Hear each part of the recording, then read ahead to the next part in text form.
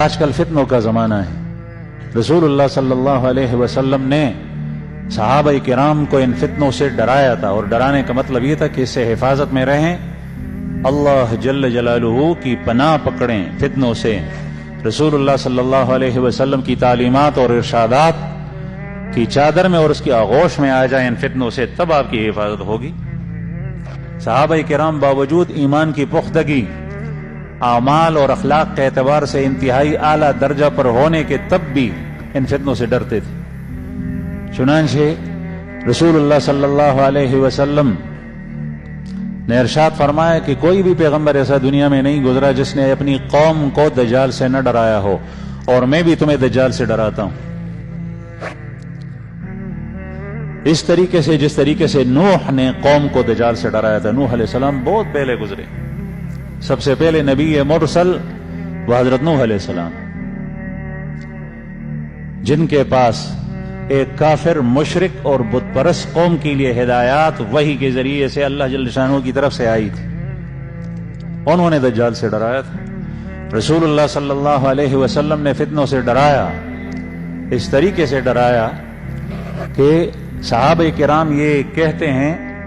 کہ ہم یہ سمجھ رہے تھے کہ فتنے ہمارے قریب جو کھجور کے باغات ہیں، دجال اسی فتنوں کے اندر ہیں۔ آپ صلی اللہ علیہ وسلم نے ہر فتنے سے ڈرائے۔ آج کل اللہ کی طرف سے نشانیاں آتی ہیں، وہ نشانی جو تکوینی ہے، وہ نشانی جو زمینی ہے، وہ نشانیاں جو کافر قوموں کی طرف سے وہ نشانیاں آتی ہیں، مسلمان ٹس سے مس نہیں ہوتے، ان کی کوئی پرواہ نہیں ہوتی کہ ان سے بچنے کی کس طرح کوشش کی جائے۔ اپنی جان بچاتے ہیں، اپنے ایمان اور اپنے دین اور اپنے اخلاق کے بچانے کی بالکل فکر نہیں کرتے، حالانکہ مسلمان کی نجات اس کے ایمان، اس کے اخلاق، اس کے کردار اور اس کے عمل کے بچانے میں ہے۔ اسی کے اندر دنیا کی بچاؤ بھی ہے، قبر کی بھی ہے اور آخرت کی بھی ہے، اس کے بچنے کی کوشش نہیں کی جا رہی۔ سورج گرہن ہوتا ہے رسول اللہ صلی اللہ علیہ وسلم کے زمانے میں،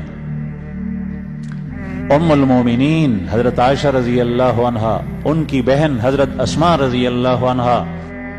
وہ فرماتی ہیں، صحابہ کرام فرماتے ہیں کہ ہم سمجھتے تھے کوئی واقع پیش آیا، آپ صلی اللہ علیہ وسلم کچھ عمل کریں گے، چنانچہ آپ صلی اللہ علیہ وسلم نے صلاۃ کسوف پڑھی، اور صحابہ کرام مسجد نبوی کے اندر سارے آ کر جمع ہو گئے، جو باہر آبادی سے گئے تھے شکار کرنے یا کسی اور کام کے لیے وہ بھی آ گئے۔ مسجد نبوی کے اندر کیا صورتحال ہوگی؟ اس لیے کہ اس قسم کی چیزیں اور صورت سامنے آتی تو تمام حضرات صحابہ کرام کو رسول اللہ صلی اللہ علیہ وسلم کا پتہ تھا کہ وہ کیا ہدایات دیں گے، کیا ارشاد فرمائیں گے، اور آپ صلی اللہ علیہ وسلم نے صحابہ کرام کو ارشاد فرمایا تھا کہ اس طریقے سے کوئی نشانی دیکھو تو پھر اللہ کی طرف دوڑ پڑو، فافزعوا الی ذکر اللہ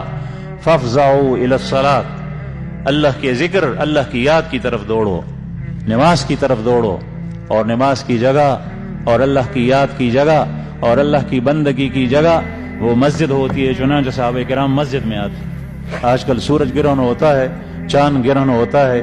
آسمان میں زمین میں کوئی نئی نشانی پیش آتی ہے، مسلمان اپنے کام میں لگے ہوئے ہیں، کہتے ہیں کہ یہ تو آنی جانی چیزیں ہیں، یہ تو اسباب کے تحت یوں ہوتا ہے تو پھر یوں ہوتا ہے، اور جب